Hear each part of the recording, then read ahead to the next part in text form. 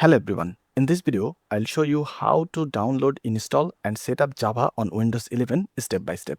So let's get started. First, open your web browser and search for Oracle Java on Google. Then, open the first official Oracle Java website from the search result.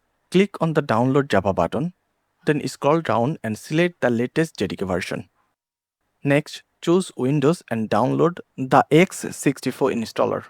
The download may take a few moments depending on your internet connection. Just wait until it's complete. Now open File Explorer, go to your download folder and double click the installer to launch it. If window asks for permission, simply click yes or allow to continue.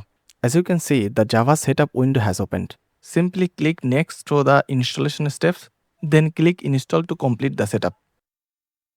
Now open this PC and go to your C drive, then open the program file folder and navigate to the Java folder. Next open the JDK folder, then go to the bin folder. Finally copy the path of the bin folder. We will need it in the next step. Open the Windows search bar, type environment variable and edit the system environment variable. Then click environment variable. Under system variable, select path and double click it.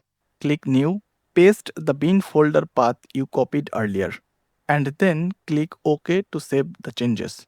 Under the system variable, click new, enter Java home as the variable name. For the variable value, paste the path you copied earlier. Then remove the /bin from end of the path. Finally, click OK and then click OK and then click OK again to save changes. To verify that Java has been installed correctly, open command prompt and run the following command: Java -- version. If Java installed properly, you will see the installation version display on the screen. Congratulations, you have successfully installed and set up Java on your Windows machine. That's it for this video. If you found it helpful, don't forget to like, share and subscribe for more programming tutorials. Thanks for watching and I will see you in the next video.